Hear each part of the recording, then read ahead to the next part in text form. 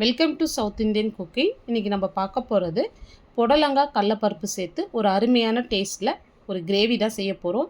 இது சாதம், சப்பாத்தி, இட்லி, தோசை எல்லாத்துக்கும் ஒரு சூப்பரான காம்பினேஷனாக இருக்கும். இப்போ 400 கிராம் புடலங்காய் மேல் தோலெல்லாம் சீவிட்டு நல்லா வாஷ் பண்ணி எடுத்துருக்கேன். இப்போ இதை நம்ம கட் பண்ணி எடுத்துக்கலாம்.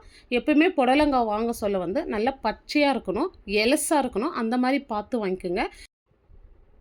இப்போ பாருங்கள், நம்ம கொஞ்சம் பெரிய பீஸாகவே கட் பண்ணி எடுத்துக்கலாம். இப்போ பாருங்கள், நான் இந்த சைஸில் கட் பண்ணியிருக்கேன். இதே மாதிரி கொஞ்சம் பெரிய பீஸாகவே கட் பண்ணி எடுத்துங்க. இப்போ எல்லா காயுமே இந்த மாதிரி கட் பண்ணி வச்சுட்டேன். இப்போ ஒரு பாத்திரத்தில் நான் ஒரு 2 டேபிள் ஸ்பூன் எண்ணெய் சேர்த்துட்றேன். இப்போ எண்ணெய் சூடே இருந்தோ 1/2 ஸ்பூன் கடுகு, 1/2 ஸ்பூன் உளுத்தம்பருப்பு சேர்த்துடலாம். இப்போ 1/2 ஸ்பூன் சீரகம் சேர்த்துருங்க. இப்போ இது எல்லாமே நல்லா பொரிஞ்சு வரட்டும். இப்போ பெரிய சைஸ் வெங்காயமாக 2 வெங்காயம் எடுத்து இந்த மாதிரி கட் பண்ணிவிட்டு சேர்த்துங்க. பாருங்கள், இது கூடவே 2 பச்சை மிளகாய் கீறிட்டு சேர்த்துங்க. கொஞ்சமாக கருவேப்பிலை சேர்த்துட்டு இந்த வெங்காயம் நல்லா கலர் மாதிரி வதங்கி வரட்டும். அது வரைக்கும் நல்லா வதக்கி விட்டுங்க.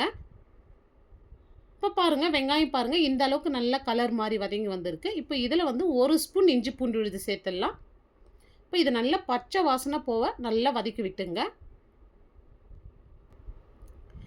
இப்போ பாருங்கள், இந்த அளவுக்கு நல்லா வதங்கியிருக்கு. இப்போ காரத்துக்கு நான் 1 ஸ்பூன் சில்லி பவுடர் சேர்க்குறேன். உங்கள் காரத்துக்கு தகுந்த மாதிரி நீங்கள் சில்லி பவுடர் சேர்த்துங்க. இப்போ 1/2 ஸ்பூன் தனியாத்தூள், 1/4 ஸ்பூன் மஞ்சள் தூள், 1/2 ஸ்பூன் சீரகத்தூள், 1/2 ஸ்பூன் கரம் மசாலா சேர்த்துங்க. இப்போ நம்ம சேர்த்த மசாலா எல்லாமே இந்த ஆயிலே நல்லா கலந்து விடுங்க. இப்போ 2 பெரிய தக்காளியை எடுத்து மிக்சியில் ரொம்ப நைஸாக அரைக்காத, இந்த அளவுக்கு கொஞ்சம் கொரகொரப்பாக அரைச்சி சேர்த்துங்க.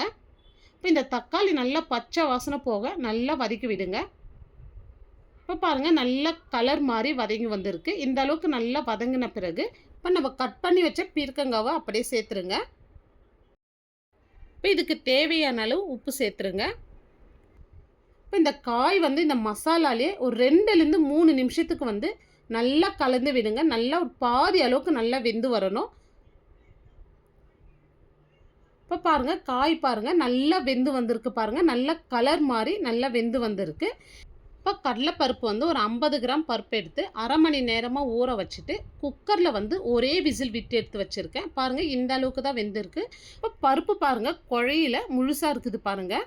இப்போ இந்த பருப்பு இந்த கிரேவியோடு சேர்க்க சொல்ல பருப்பு குழையாது, முழுசாக இருக்கும். இந்த காயோடு இந்த பருப்பு சேர்த்து சாப்பிட சொல்ல டேஸ்ட் ரொம்ப சூப்பராக இருக்குங்க. அதுவும் சப்பாத்தியோடு வச்சு சாப்பிட்றதுக்கும் ரைஸோடு சாப்பிட்றதுக்குமே ரொம்ப சூப்பராக இருக்கும். இப்போ பருப்பு சேர்த்துட்டு நல்லா கலந்து விட்டுங்க.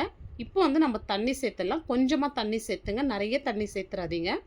இப்போ பாருங்கள், இந்த அளவுக்கு தான் தண்ணி சேர்த்துருக்கோம். இப்போ இந்த காய் பருப்பு ரெண்டுமே சேர்ந்து நல்லா கொதித்து திக்காக வரட்டும். இப்போ கிரேவி பாருங்கள் இன்னும் நல்லா கொதித்து நல்லா திக்காய் வந்திருக்கு. காய் நல்லா வெந்திருக்கு. ஒரு 3 பீஸ் தேங்காய் நான் பால் எடுத்து தேங்காய் பால் சேர்த்துட்றேன். இப்போ தேங்காய் பால் சேர்த்துட்டு மீடியம் ஃப்ளேம்லேயே ஒரு 2லேருந்து 3 நிமிஷத்துக்கு நல்லா கொதித்து இன்னும் நல்லா திக்காக வரட்டும். இப்போ எந்த அளவுக்கு திக்காக வருதோ அந்த அளவுக்கு சாதத்துக்கும் சரி சப்பாத்திக்கும் ரொம்ப சூப்பராக இருக்கும் இது. இப்போ பாருங்கள், நல்லா கொதித்து இன்னும் நல்லா திக்காய் வந்திருக்கு பாருங்கள். இப்போ இந்த கன்சிஸ்டன்சி கரெக்டாக இருக்குது. இப்போ இதுக்கு மேலே நம்ம பொடியை நறுக்குன்னு கொத்தமல்லி சேர்த்துட்டா பீர்க்கங்காய் கடலைப்பருப்பு வச்சு ஒரு சூப்பரான கிரேவி பண்ணியிருக்கோம். இந்த வீடியோ உங்களுக்கு பிடிச்சிருந்தால் கண்டிப்பாக நீங்கள் ஒரு முறை செஞ்சு பாருங்கள். செஞ்சு பார்த்துட்டு எப்படி வந்ததுன்னு உங்களுடைய ஃபீட்பேக்கை கமெண்ட்ஸ் பண்ணுங்கள்.